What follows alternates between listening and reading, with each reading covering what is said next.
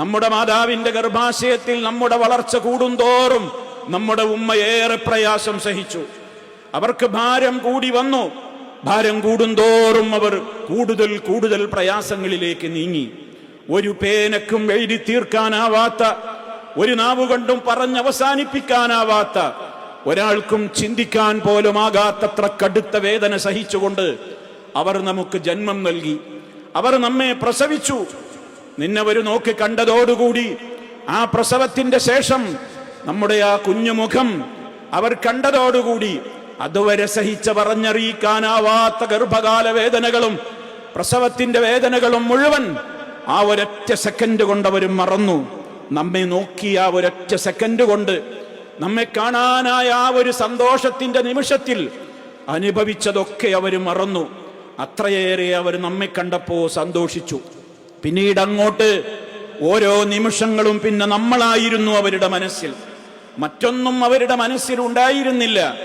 മഹാനായ മൂസ നബി അലൈഹിസ്സലാമിനെ സംബന്ധിച്ച് അള്ളാഹു ചരിത്രം പറയുന്നിടത്ത് പറയുന്നുണ്ട്, മൂസ അലൈഹിസ്സലാമിനെ വേർപെട്ടവര് ആ കുഞ്ഞായിരിക്കെ കടലിൽ പെട്ടിയിലാക്കിക്കൊണ്ട് അവിടെ ഒഴുക്കേണ്ടി വന്ന ആ സന്ദർഭം, കുഞ്ഞിനെ വേർപിരിഞ്ഞ ഘട്ടത്തെ സംബന്ധിച്ച് അള്ളാഹു തആല പറയുന്നത് എന്നാണ്. ഉമ്മയുടെ മൂസ അലൈഹിസ്സലാമിന്റെ ആ മാതാവിന്റെ ഹൃദയം ശൂന്യമായി തീർന്നു. കാരണം കുട്ടിയല്ലാത്ത മറ്റൊന്നും പിന്നെ ആ ഹൃദയത്തിലില്ല. കുഞ്ഞിന്റെ കാര്യം മാത്രമാണ് ഒരു ഉമ്മ പ്രസവിച്ച ഒരു നവജാത ശിശുവിനെ കുറിച്ച്, പിന്നെ ആ കുട്ടിയുടെ ചിന്തകൾ മാത്രമാണ് ആ ഉമ്മയുടെ മനസ്സിലുള്ളത്. പിന്നീട് അങ്ങോട്ട് പ്രതീക്ഷകളാണ് നമ്മെക്കുറിച്ച്. നമ്മുടെ ഓരോ ചലനങ്ങളും അവർ നിരീക്ഷിച്ചു. ഒരു വീഴ്ചയും വരാതെ നമ്മളെ നോക്കി. മടിത്തട്ടിൽ അവർ നമുക്ക് വിരിപ്പൊരുക്കി, നെഞ്ചോട് ചേർത്ത് അവർ നമുക്ക് പാലൂട്ടി. ഉറങ്ങും വരെ അവരുറങ്ങിയില്ല, നമ്മൾ ഉറങ്ങുവോളം അവരുറങ്ങിയില്ല. നമ്മളൊന്ന് ഉറങ്ങി എന്നറിഞ്ഞാൽ, പിൻ ഡ്രോപ്പ് സൈലന്റ് എന്ന് പറഞ്ഞാൽ ഒരു സൂചി വീണാൽ കേൾക്കും അതിന്റെ ശബ്ദം. അത്ര കരുതലോടെയാണ് കുഞ്ഞൊന്ന് ഉറങ്ങി എന്നറിഞ്ഞാൽ ആ ഉമ്മ കുഞ്ഞിനെ അവിടെ കിടത്തിയിട്ട് കൈ വലിക്കുന്ന, വിരലുകൾ വലിക്കുന്ന രംഗം പോലും നമ്മളൊക്കെ കാണാറില്ലേ? ആ കുട്ടിയുടെ ഉറക്കത്തിനൊരു തടസ്സം വരരുതെന്ന നിലയ്ക്ക് അത്ര വലിയ നിശബ്ദതയോടെ നമ്മെ നമ്മുടെ ഉമ്മ ഉറക്കി, പാലൂട്ടി, അതേപോലെ തന്നെ താരാട്ടി വളർത്തി. നമ്മുടെ വേദനകൾ, നമ്മൾ വേദനിക്കുന്നത് ഉമ്മക്ക് സഹിക്കാനാവില്ലായിരുന്നു. നമ്മുടെ ഓരോ അനക്കങ്ങളും ഓരോ രൂപത്തിലുള്ള ചലനങ്ങളും ആ ഉമ്മ കൗതുകത്തോടെ നിരീക്ഷിച്ചു. നമ്മളൊന്ന് പുഞ്ചിരിക്കുന്നത് കാണാൻ, നമ്മളൊന്ന് ചിരിക്കുന്നത് കാണാൻ, നമ്മുടെ കിളിക്കൊഞ്ചൽ കേൾക്കാൻ, നമ്മുടെ കുസൃതികൾ കാണാൻ, പ്രയാസങ്ങൾക്കും പാതിരാവുകൾക്കുമിടയിലും ഉറക്കമിളച്ചുകൊണ്ട് ആ ഉമ്മ കാത്തിരുന്നു. ആ നിലക്കുള്ള ഒട്ടേറെ അനുഭവങ്ങൾ പ്രത്യേകമായ നിലക്ക് തന്നെ അവരുടെ മനസ്സിൽ, നമ്മുടേതായ സന്തോഷങ്ങൾക്ക് വേണ്ടി, നമ്മുടേതായ കാര്യങ്ങൾക്ക് വേണ്ടി അവരുടെ ഒരുപാട് സുഖങ്ങൾ അവർ വേണ്ടെന്ന് വെച്ചു. ഇതൊക്കെ സഹിച്ചവരാണ് നമ്മുടെ ഉമ്മ. ഹമലതുഹു ഉമ്മുഹു കുർഹൻ വവളഅതുഹു കുർഹ. എല്ലാം അതിലടങ്ങിയിട്ടുണ്ട് പ്രിയപ്പെട്ടവരെ. അങ്ങനെ അവര് നമ്മളെ പ്രസവിച്ചു, വളർത്തിയുണ്ടാക്കി. പകരം നമുക്ക് എന്ത് നൽകാനാകും? നമ്മുടെ സമ്പത്ത് മുഴുവനും ആ കാൽക്കൽ കൊണ്ടുപോയി വെച്ച്, ഉമ്മ ഇതെടുത്തോളൂ, ഇത് മുഴുവനും നിങ്ങൾക്കാണെന്ന് പറഞ്ഞാലും പകരമാവില്ലെന്നാണ് ഇസ്ലാം പറയുന്നത്. എന്നിട്ടും പല മക്കളും ഉമ്മമാർക്ക് നൽകുന്ന കാശെത്രയാണ്, ഉമ്മക്കയച്ചു കൊടുക്കുന്ന ചെലവെത്രയാണ്, ഉമ്മക്ക് വേണ്ടി നൽകുന്ന സമ്പത്ത് എത്രയാണ്, ഉമ്മയുടെ കാൽക്കൽ, ഉമ്മയുടെ കൈകളിൽ വെച്ചു കൊടുത്ത് സന്തോഷിപ്പിക്കുന്ന ദിർഹമുകളുടെ, രൂപയുടെ മൂല്യം എത്രയാണ്? അവരുടെ ഖൽബ് പോലും പൊട്ടിത്തകർക്കുന്ന വിധത്തിലുള്ള പെരുമാറ്റങ്ങൾ നമ്മൾ പെരുമാറുമ്പോ എന്താണ് നമ്മളൊക്കെ അവർക്ക് ഇന്ന് പകരം കൊടുത്തുകൊണ്ടിരിക്കുന്നത്? ചിന്തിക്കണം. ആരാണ് ഈ ഉമ്മ? മുഴുവനായി നമുക്ക് തന്നവരാണ്, എല്ലാം തന്നവരാണ്. അവർക്ക് സമ്പത്ത് വലുതായിരുന്നില്ല നമ്മെ വളർത്തുന്ന കാലത്ത്, അവരുടെ ജീവൻ പോലും വലുതായിരുന്നില്ല നമ്മെ വളർത്തുന്ന കാലത്ത്. കുഞ്ഞടുത്ത് കിടക്കുന്നിടത്തേക്ക് കഠിനമായ വിഷമുള്ള മൂർഖൻ പാമ്പ് നമ്മെ താരാട്ടി നമ്മെ ഉറക്കിയിട്ടുള്ള തൊട്ടിലിന്റെ സമീപത്തേക്ക് കടന്നു വരുമ്പോ, പത്തി വിടർത്തിയാവുന്ന മൂർഖൻ പാമ്പാണെങ്കിൽ പോലും എന്റെ കുട്ടി എന്ന് പറഞ്ഞുകൊണ്ട് ആ കൊത്താനോങ്ങുന്ന പാമ്പിന്റെ വിഷം പോലും അവഗണിച്ച്, എന്റെ ജീവൻ പോയാലും എന്റെ കുട്ടിക്കൊന്നും സംഭവിക്കരുതെന്ന് അങ്ങനെ വളർത്തിയുണ്ടാക്കിയതാണ് നമ്മുടെ ഉമ്മ. ആ ഉമ്മക്കാണ് നമ്മൾ ഇന്ന് തിരികെ കൊടുക്കുന്നത്. എന്താണെന്ന് നമ്മൾ ആലോചിക്കണം. ഒരു തുറിച്ചു നോട്ടം കൊണ്ട് പോലും അവരെ നീ നോക്കിപ്പോകരുതെന്ന് മഹാനായ അല്ലാഹു സുബ്ഹാനഹു വ തആല അവന്റെ റസൂലിലൂടെ നമുക്ക് പഠിപ്പിച്ചു തന്നു.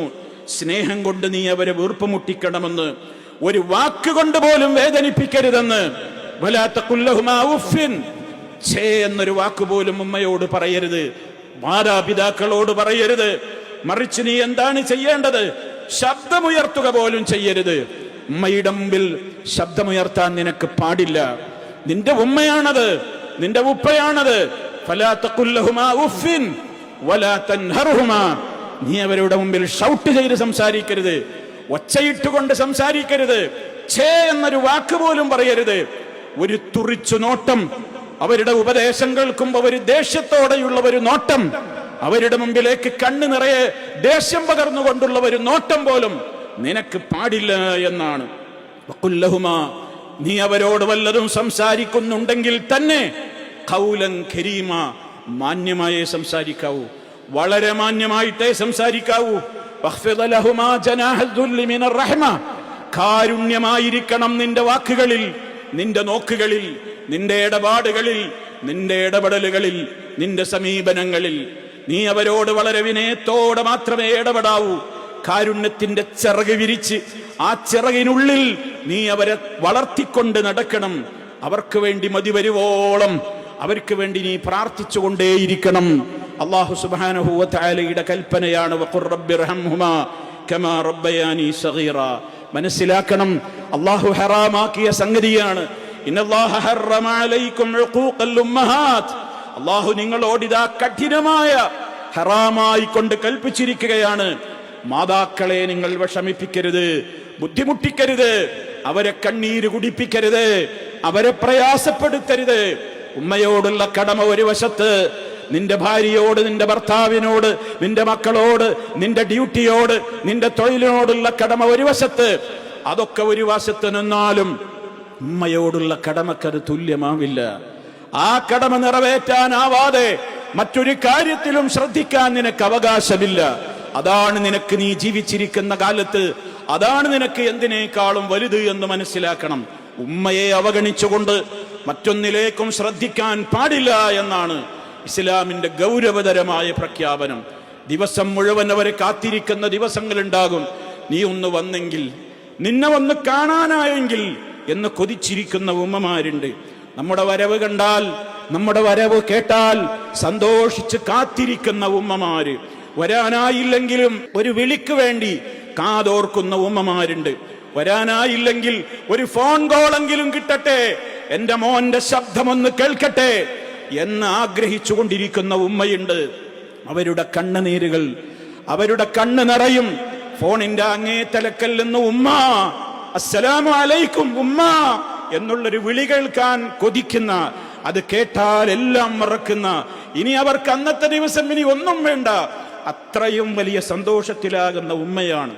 നമ്മൾ മനസ്സിലാക്കണം സഹോദരങ്ങളെ, ഒരു മാതാവിനെ സംബന്ധിച്ചിടത്തോളം അതൊന്നും ഒരാൾക്കും പറഞ്ഞറിയിക്കാൻ സാധ്യമല്ല എന്നാണ് മാതാവിനെ പടച്ച റഹ്മാനായ റബ്ബ് പറയുന്നത്.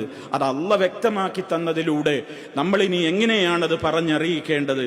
അതുകൊണ്ട് തന്നെ ഒന്ന് കാണാൻ കൊതിച്ചിട്ട് കാണാൻ സമ്മതം കൊടുക്കാത്ത മക്കൾ, എത്രയോ കാലമായി ഒന്ന് കണ്ടിട്ടില്ല, അതല്ലെങ്കിൽ ഉമ്മയുടെ ആഗ്രഹത്തിന് തടസ്സം നിൽക്കുകയാണ്. ആ വിളി കേൾക്കാൻ കാത്തിരിക്കുന്ന ഉമ്മയോടത് വിളിക്കാൻ സന്നദ്ധമല്ലാത്തവർ ഭാര്യമാരോട് ഏറെ നേരം സംസാരിക്കും, മറ്റുള്ളവരോട് ഏറെ നേരം ചാറ്റ് ചെയ്യും, ഒരുപാട് ആളുകളോട്, അകലെയുള്ളവരോട് ഒരുപാട് നേരം സംസാരിച്ചിരിക്കും വാതോരാതെ. ഒരു വിളിക്ക് വേണ്ടി കാത്തിരിക്കുന്ന, ഒരു മിനിറ്റ് എന്റെ മോനൊന്ന് എന്നോട് സംസാരിച്ചെങ്കിൽ എന്ന് കൊതിക്കുന്ന ഉമ്മയോട് മാത്രം നമുക്ക് ചാറ്റ് ചെയ്യാൻ, വിളിക്കാൻ, സംസാരിക്കാൻ ഒന്നിനും നമുക്ക് നേരമില്ല. കാരണം അവർ പഴയതായി പോയി, അവർക്ക് വിദ്യാഭ്യാസമില്ല, അവർക്ക് നമ്മുടെ അത്ര ആരോഗ്യമില്ല, അവർക്കൊരു പക്ഷേ സൗന്ദര്യമില്ല, അവർക്കൊരു പക്ഷേ ലോകം തിരിയില്ല, അവരൊരു പക്ഷേ കാണാനൊട്ടും കൊള്ളില്ല.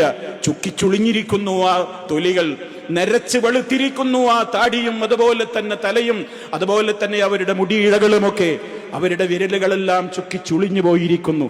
പക്ഷേ അങ്ങനെയൊക്കെ അവരാണെങ്കിലും അവരിങ്ങനെ ഉയർത്തുന്നുണ്ട് അവരുടെ കൈകൾ റഹ്മാനായ റബ്ബിലേക്ക്. അല്ലാഹുവേ, എന്റെ മോൻ എൻ്റെ മോൾ അവരങ്ങ് മരിച്ചു കഴിഞ്ഞാൽ ആ കൈകൾ പിന്നെ മണ്ണിലാണ്. നമുക്ക് വേണ്ടി ഉയരാൻ ഇനി ആ കൈകൾ ഉണ്ടാവില്ല. അത് നമ്മൾ മനസ്സിലാക്കണം പ്രിയമുള്ളവരെ. അത് വില കൊടുത്താൽ കിട്ടുന്നതല്ല. അത് ലക്ഷങ്ങളും കോടികളും കൊടുത്താലും കിട്ടുന്നതല്ല. അത് നഷ്ടപ്പെട്ടവർക്കറിയാം അതിന്റെ വേദനകൾ. ഉമ്മ ജീവിച്ചിരിപ്പില്ലാത്തവരില്ലേ, ഉപ്പമാര് ജീവിച്ചിരിപ്പില്ലാത്തവരില്ലേ, അവർക്കറിയാം അതിന്റെ വേദന. അതുകൊണ്ട് തന്നെ എന്ത് വേണമെന്നറിയോ? ജീവിതത്തിൽ ഇത് വലിയ പ്രാധാന്യമുള്ള കാര്യമാണെന്ന് ജീവിച്ചിരിക്കുമ്പോൾ നമ്മൾ വ്യക്തമായി തന്നെ മനസ്സിലാക്കണം. എന്തിനേക്കാളും വലുതവരോട് എന്ന് പറഞ്ഞില്ലേ? സഹാബി ചോദിച്ചു, അല്ലാഹുവിന്റെ റസൂലേ, ജനങ്ങളിൽ ഏറ്റവും വലിയ കടമ ഞാൻ ആരോടാണ് നിർവഹിക്കേണ്ടത്? നിന്റെ ഉമ്മയോട് എന്നാണ്. പിന്നീടാണ് പറഞ്ഞത് നിന്റെ ഉപ്പയോട് എന്ന്. മഹാനായ അബ്ദുല്ലാഹി ഇബ്നു അബ്ബാസ് റളിയല്ലാഹു തആല അൻഹു പറയുന്നുണ്ട്, ഇന്നീ തീർച്ചയായും ഞാൻ ലാ അഅലമു അമല, ഒരമലും എനിക്കറിഞ്ഞുകൂടാ, അഖറബ ഇലല്ലാഹി അസ്സ വജല്ല മിൻ ബിർരിൽ വാലിദ, ഉമ്മയോടുള്ള സ്നേഹവും ബഹുമാനവും കാണിക്കുന്നതിനേക്കാൾ അപ്പുറം ഒരു വലിയ നന്മയും ഞാൻ പഠിച്ചിട്ടില്ല എന്നാണ്. ജീവിച്ചിരിക്കുമ്പോൾ അവർ നമ്മുടെ കൺമുമ്പിലെ നിധികളാണ്. പ്രിയപ്പെട്ട മക്കളെ, അവർ ജീവിച്ചിരിക്കുമ്പോൾ അവർ നമ്മുടെ കൺമുമ്പിലുള്ള നിധികളാണ്.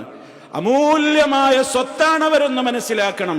അവർ ജീവിച്ചിരിക്കുമ്പോൾ നന്നായി പരിചരിക്കാനോ, മരണം വരുന്നതിന്റെ മുമ്പ് അവരെ സ്നേഹം കൊണ്ട് പൊതിയാനോ, അവരുടെ കൈകളിൽ തലോടി അവരുടെ നെറുകയിൽ ഉമ്മ കൊടുക്കാനോ സാധിക്കാതെ നമ്മളിപ്പോഴും ഒരൽപ്പം പുറകോട്ട് മാറി നിൽക്കുകയാണോ? വിലപിക്കേണ്ടി വരും. അവര് ജീവിതത്തിൽ നിന്നൊന്ന് നഷ്ടപ്പെട്ടോക്കണം. അന്ന് നമുക്ക് തോന്നും, എൻ്റെ ഉമ്മ ഉണ്ടായിരുന്നെങ്കിൽ, എൻ്റെ ഉപ്പ ഹയാത്തിൽ ഉണ്ടായിരുന്നുവെങ്കിൽ ഓടിച്ചെന്ന് ഞാൻ കെട്ടിപ്പിടിച്ച ആ നെറുകയിൽ മുത്തം കൊടുക്കുമായിരുന്നു, ആ കൈകൾ ഞാൻ തടവുമായിരുന്നു, ആ ശുഷ്കിച്ച ശരീരത്തിന്റെ ജരാനരകൾ ബാധിച്ച ശരീരത്തിൽ ഞാൻ തലോടി അവരെ ആശ്വസിപ്പിക്കുമായിരുന്നു എന്ന് ഇന്ന് തോന്നുന്നില്ലേ മക്കളെ? അത് നഷ്ടമാകുന്നതിന്റെ വേദനയാണത്. അതുകൊണ്ട് അവർ ജീവിച്ചിരിക്കുന്ന ഇന്ന് മക്കളുണ്ടെങ്കിൽ മഹാഭാഗ്യവാന്മാരെന്ന് എനിക്ക് പറയാൻ സാധിക്കുകയുള്ളൂ. അവരാണ് മഹാഭാഗ്യവാന്മാർ. ഉമ്മയോ ഉപ്പയോ ആരെങ്കിലും ഒരാളെങ്കിലുമോ ജീവിച്ചിരിപ്പുണ്ടോ? നിങ്ങളാണ് ഈ ലോകത്തെ മഹാഭാഗ്യവാന്മാർ. ഒന്ന് കാണാൻ, ഒന്ന് വിളിക്കാൻ, ഒന്ന് കെട്ടിപ്പിടിക്കാൻ, ഉമ്മ എന്ന് വിളിക്കാൻ. അതില്ലാത്ത നഷ്ടപ്പെട്ടവരുടെ വേദന നഷ്ടപ്പെട്ടവർക്കേ അറിയുകയുള്ളൂ. അതുകൊണ്ട് തന്നെ സഹോദരങ്ങളെ, അവർ ജീവിച്ചിരിക്കുമ്പോൾ ആ അവസരം ശരിക്കും ഉപയോഗപ്പെടുത്തുക. ആയുഷ്കാലം മുഴുവനും അവരെ സന്തോഷിപ്പിച്ചും അവരെ നോക്കിയും കണ്ടും സേവിച്ചും നമുക്ക് കഴിയാൻ സാധിച്ചാൽ, വല്ല വീഴ്ചയും ഒന്ന് പോയെങ്കിൽ ഉടനെ അത് തിരുത്തി തൗബ ചെയ്തുകൊണ്ടവരുടെ അടുത്തേക്ക് മടങ്ങാൻ, അവരെ ആശ്വസിപ്പിക്കാൻ ഒരു ചാൻസും നമ്മൾ നഷ്ടപ്പെടുത്തരുത്. മഹാനായ നബി സല്ലല്ലാഹു അലൈഹി വസല്ലമ മദീന മസ്ജിദിലെ മിമ്പറിൽ നിന്നുകൊണ്ട് ആമീൻ എന്ന് ഉറക്കെ പറഞ്ഞ 3 സംഭവം നമ്മൾ പഠിച്ചവരാണ്. അതിലൊരു സംഭവം എന്തായിരുന്നുവെന്നോ?